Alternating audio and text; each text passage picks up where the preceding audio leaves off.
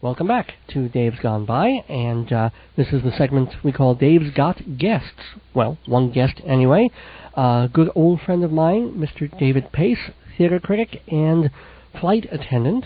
Kind of somewhat odd, coincidental, two jobs at once sort of thing, but because we met through... American Theater Critics Association. Right, which we both belong to. It's an organization that puts theater critics from all over the country together once or twice a year. We see shows, we discuss, we argue, we grab with each other. We eat. We eat. We eat a lot. We gain a lot of weight. And then we go away and forget about each other for half a year, and then we see each other again. Yeah. But we hooked up because you're wonderful people. I know your lovely wife Cheryl. Thank you. And you've been living in Brooklyn for many years. 7 years. 7 years. Before that, Salt Lake City. Which is where I'm from, or that area. Mm-hmm. And aside from being a theater critic, which you don't do that much anymore now. Correct. You're basically a... flight attendant. Or a steward. A steward, yes. Well, which do you prefer? Actually, we were talking about this the other day with the flight attendant. I think steward has a nicer ring to it, so you can call me. Actually, technically, though, I am a flight attendant. Technically, you're a flight. Okay. How long have you been doing that? Been doing that for 17 and a half years now. Oh my gosh, what made you choose that as opposed to like pilot or something else? Well, I didn't have the training for a pilot, but I was out of college and I was actually lifeguarding at the time, and this very adorable young thing who was sitting on the deck said, "Hey, you look like somebody I know at the airline that I work for." I didn't even know what a flight attendant was. You didn't have to at that moment. No. Yeah. I was like, no, I want to be where you are. So anyway, that's I went to the cattle call, as they say, for Western Airlines. That was who I was working for at the time. Got hired, or rather, that's where I applied and got hired. And Delta Airlines bought us out 2 years later, and here I am. I thought I was just going to do it for a year and a half, But you got either to like it or used to it because why? What were the good things Well, about it's a very seductive job in many ways. I mean, other than the beautiful flight attendants that you get to work with. It's the sort of thing where you go to work every day and you're working with different people every day, and or at least a pool of flight attendants. So you don't work with the same people every day. And every time you get out of your quote-unquote office, you're in a different city. So a lot of travel benefits, opportunities that way. Do you get to really enjoy the travel, though, or is it you're in a city for about 5 minutes and you're off to the airport, you sleep, and then it's back on a plane back to LaGuardia? Well, here in Kennedy, which is where I work out of, I fly international. So I get a 24 to 48-hour layover in a foreign city, which is, substantial time to see something. See something and have dinner and figure out that you don't speak Czech very well and that sort of thing. Yeah, but it is long enough to, get a taste of where you're traveling to. Well, what are some of the oddest or most exotic places that you've been able to go to through being a flight attendant? That's a good question. I think probably my favorite city next to Paris would have to be Prague, and we flew there for many years, and Prague is gorgeous. Really enjoyed that. In fact, I think I remember your visiting there years ago, wasn't it, for a critics conference? Actually, no, that wasn't. That was just through friends. Was it? All different. Because I know you traveled in Europe. But I remember thinking I didn't like the people of Prague so much, but the city was like a story book. It was magnificently beautiful. Right. I guess it was spared the bombing during the World War II. So. Well, certainly, yeah. But any places even more sort of weird? But those are very almost European continental cities. Yeah, that's true. I haven't. I've actually been to Nepal, which is probably the most exotic place I've been to. That's cool. And I didn't actually work. We used to fly to Bangkok, and that was as close as we could get to Nepal in terms of, Delta Airlines flying there. But I did go trekking for 3 weeks. Oh, so that was almost like a vacation thing. And it was more of a vacation. And I think the other, I would have to, I fly exclusively Europe, really, out of New York. So I can't really speak to any other areas outside of Europe or the Middle East. I love Tel Aviv. We used to fly there before September 11th, and I used to really enjoy being in that culture. Well, a given week for you, or maybe 2 week period, what is your schedule like? Is it almost like doctors in training where you're going 48, 72 hours straight, and then you get 4 hours of sleep, and then you're back, and then, or do they work it out differently? Well, for us, out of Kennedy anyway, we fly one leg usually over to Europe, and we have a 24-hour layover there, and then just usually one leg back. So that's a 3-day trip because you have a 24-hour layover in Europe, and then we have 4 days off typically, 3 to 4 days before we do it again. So you basically have one flight a week.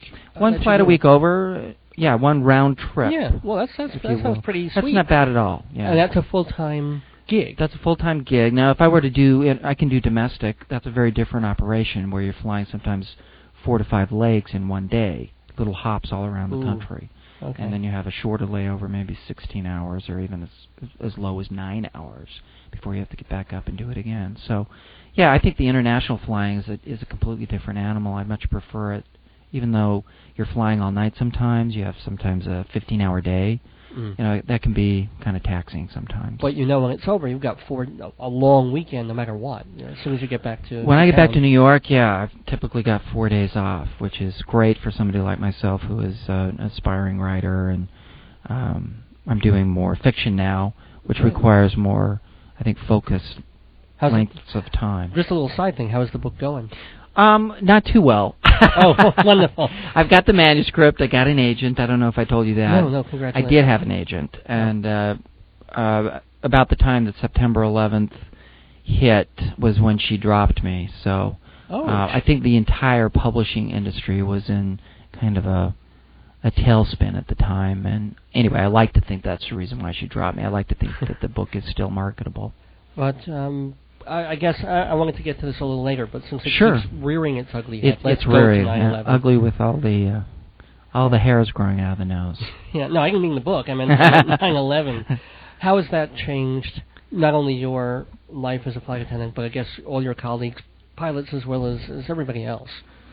Well, I think the biggest reason, other than just operationally, the changes that we've gone through, that all of us experience when we go to the airport now, it's tough going to work in a police state, which is, I think, what the airports have become. And now that the new federalized screeners are in place, maybe it'll get a little bit more uniform, a little bit more less threatening. But for a while there, during that transition, you had no idea what to expect when you went to the airport in terms of just getting through security. In terms of being a flight attendant, it's tough getting on an airplane now and having to look through the entire galley area and sometimes cabin areas, looking for bombs, basically. And you actually go looking to hear if anything's ticking. At the beginning of a flight, yeah. At the beginning of an international flight. The first flight of the day, we're required to do that. Have you ever found anything? No. Or any contraband or any drugs or any weird stuff? I haven't, knock on wood. But basically, we're being asked to think like a terrorist. Where would a terrorist put a bomb on this? And then you serve coffee. And then I go out and smile and serve coffee. Yeah, I put my tie on and away we go. So it's kind of, it is a little jarring that way. It's kind of two jobs. You're a policeman, an amateur policeman, and, they're teaching us self-defense now. When I went through training 17 years ago with Western Airlines, it was how to serve a cup of coffee or a cocktail. But well, I do want to go there because, before the whole 9/11 thing, you're still a flight attendant. You're still dealing in the air. There's no way to stop the plane in the middle and let people off by parachute. What do you do with someone who has had 8 drinks and is out of control or irate or crazy? Or what do you do? Well, that's a good question. I mean, we do have limited... In fact, we have no access to the cockpit anymore. The cockpit cannot help us once we're in the air. That's what they call a sterile cockpit, and it's not to be... they're not to come out of the cockpit for obvious reasons now. So it's left to us and the passengers that we can recruit to help us. I did have an incident coming out of Copenhagen a few years ago where a man was having an emotional breakdown. He was a heavy smoker and was not able to smoke on the airplane, so we don't allow that anymore. And he was threatening the flight attendants. He was disoriented. He was throwing his food around. And, we had to make the choice as to whether or not we were going to go back to Copenhagen or continue on to New York. And as it was, this is before September 11th, the captain came out and handcuffed him. Oh, wow. And planted 2 huge Danish guys, one on each side of him, and decided to go on to New York. So these were just Danish people who happened to be on the flight. the guys that kept an eye on him, sure. We had to kind of marshal their support, but it was either that or turn around and go back to Copenhagen. But that does happen occasionally. And actually, as a follow-up to that story, this guy actually bit the captain when he was handcuffing him, and was so he it was pretty ugly.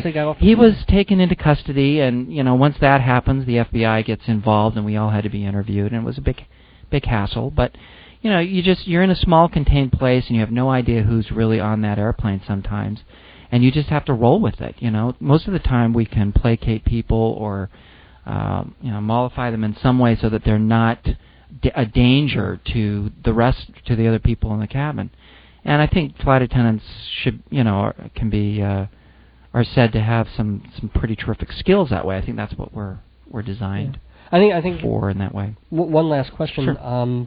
And it's funny that because of 9/11, we keep talking about the dangers of the people and what of the pilots and are they able? Can they carry guns at this point or? No, but I think it's past Congress, hasn't it? So I think they will eventually. They will be. In the old days, I'm sure scares the crap out of me. I don't think I want the pilots with guns. Especially, you're in the air and you shoot through the plane. I mean, well, and what happens if what happens if he comes out to go to the bathroom? He or she comes out to go to the bathroom, and the gun gets into the hands of a passenger who's a lunatic. I mean, I don't know. It's just I know there's pro and con, but before I all don't this, know all the before that was the thing. We were so worried about the people. Now, in the old days, I assume the question was, well, gosh, I mean, you're flying every week. Yeah, aren't you afraid of a storm? Aren't you? Have you ever had these things where the plane dips like 20,000 feet in 2 seconds? Have you had one of those really terrifying experiences? It's funny you should say that because last week we were flying to Los Angeles and working the flight, and we had terrific turbulence, probably the worst turbulence I've experienced in 10 years. And it's pretty scary. Depending on what airplane it is, you can get some pretty bad turbulence in the back of it, especially. But the big concern now is more who's on the airplane. That's where we're looking for possible problems. But there's some mechanical concerns. But at any one moment, there's 60,000 people in the air over the United States. So you have to realize that still, even after 9/11, you're still safer on an airplane than we were in the car today driving over here to the radio station. Wow. Well, David Pace, I hope you have felt safe talking to me on my show. Well, I do have some handcuffs that I may have to... No, I'll uncuff you later, maybe. Dave Pace, thanks for joining us on Dave's Gone By.